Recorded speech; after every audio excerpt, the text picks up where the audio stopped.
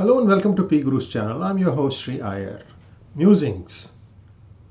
On April 8th, the Supreme Court is going to come and decide how much percentage of electronic voting machines, EVMs, will have to be cross-checked with the manual count.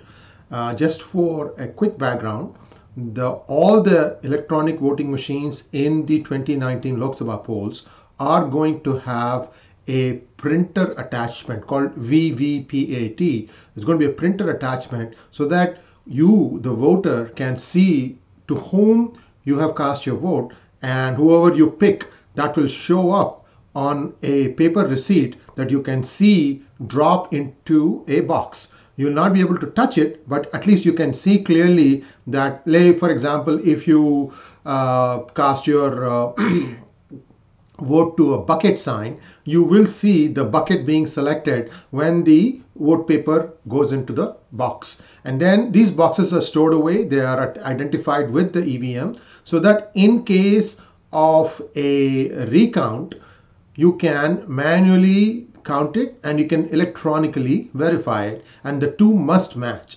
And I believe if there is a mismatch, the manual count should, that's my opinion, take precedence over the electronic count. Now, up until now, in the different state assembly elections where the VVPATs were used, I believe one machine per constituency was checked with the electronic count versus the manual count to make sure that the two match. And if the match happened, then it was deemed accurate. I am not aware of any mismatches thus far, and I'm confident that that is because of the V3 technology that are employed in the EVMs. What is V3?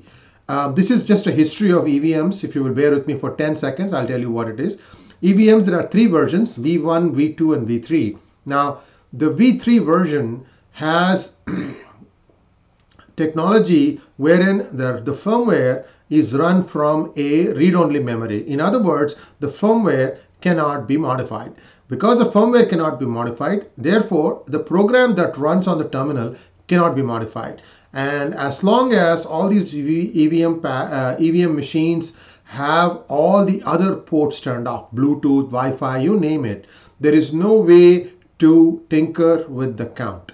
So, what is the opposition demanding? The opposition is demanding that 50% of all EVMs have a match, have a manual versus electronic count check to make sure that the vote is accurate.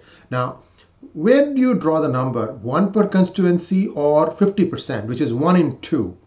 So the math, if you do the science, you have to assume that if rigging happens, it would happen on a constituency basis. Because in order for the rigging to happen, you have to have a lot of things that need to line up. You need to be able to set up the machines. You must have a way to alter the machine behavior in some way such that maybe the display will have a problem or it will overcount. For example, if somebody casts vote on a certain symbol, instead of counting once, it will count twice, and so on and so forth. So these things are possible.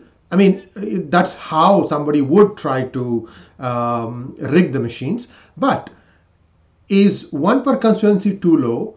And if 1 in 2 EVMs is too high, is there a place that you can draw the line in between? So for that, you have to go and look at some mathematical studies that have been done in the past to make sure that you can arrive at a certain number, which seems good enough as a sample. At the same time, it's accurate enough to predict that the elections have been unrigged or been free and fair. I'm not saying about free and fair from people being prevented from coming to the booth. That's a different issue. I'm talking about having cast the ballot. Is the ballot accurate in terms of representing the vote the voter intended to cast for? Okay. Now, if you do a randomization analysis and so on, and I've talked about this to many mathematicians, the number 10% seems to be something that might satisfy both sides. Meaning, if you do 10% matching, then you probably may have to delay the vote or the delay in notifying the winner might take about maybe extra 1 or 2 hours, but not more than that. Now, the ECI has told the Supreme Court that if 1 in 2 EVMs have to be matched, it would take an extra 6 days for the results to be conveyed. Now, I'm sure the Supreme Court is going to take all this in mind, in view, and then come up with some sort of parameters that might satisfy one and all. Thanks for listening, and please share, subscribe, retweet this video, and support PGurus.